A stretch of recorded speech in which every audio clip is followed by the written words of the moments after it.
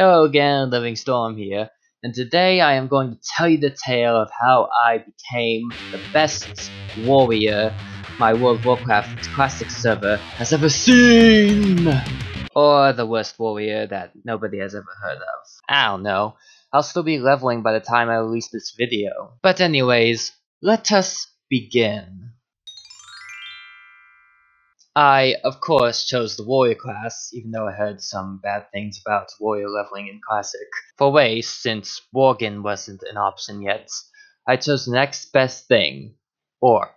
As you can see, I spent a lot of time choosing a face because I wanted my character to be like a prequel to my Orc Death Knight that I have. And I found it hard to determine which face looked the most like my Death Knight's face before Orcs got lips. I eventually decided on the angriest looking face, and gave my character the name of my Death Knight, Living Frost. Most of my World of Warcraft characters start with Living and then something else. So there I was, ready to take on World of Warcraft Classic, but then I realized that I should probably have some kind of add-on to track all the quests. After I installed Questy and messed with my settings a bit, I was then ready to kill stuff for the Horde. For the Horde! Alright, so I have a little confession to make.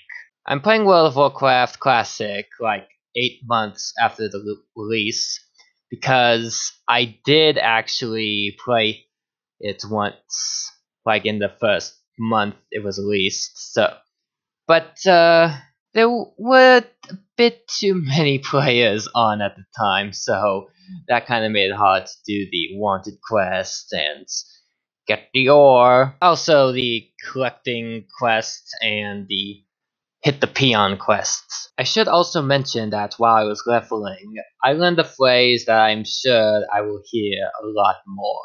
Not enough rage. I should also mention from the very beginning I wanted to try out tanking in Classic, just to see if I would be any good at it. All in all, the Valley of Trials wasn't too bad, and I thought as long as I was careful, leveling shouldn't be a problem, but I had yet to realize just how brutal this game could be. When I arrived at Sinton Village and looked at the quests, I realized some of them were a bit too high level for me, so I decided to take the quest that would send me to Razor Hill instead. While I walked over there, I couldn't help but admire my orc's manly ponytail. After I got all the quests at Razor Hill, I decided when I completed the quest at Tiergard Keep, I would head back to Sen'jin Village and complete all the quests there before eventually heading back to Razor Hill. But then I got triple teamed by the gods, and I was wondering that maybe doing these quests while there's no people around was not the best idea. But I changed my mind when I saw the ware spawn and knew that with less people around I could get more loot from wares. And then I got triple teamed again. And then when I got killed by the gods again, I decided that it would probably be for the best if I did some of the quests at Sen'jin Hill before going back there. So I decided to take the res sickness and continue in the morning. After getting some sleep, I was ready to kill some crabs and take some centaur plans. I would eventually relearn that when one of your equipment is damaged, you should definitely repair it.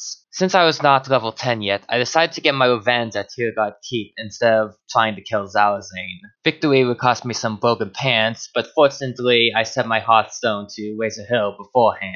With vengeance secure, I was ready to take another break so I would be prepared for my fight with Zalazane.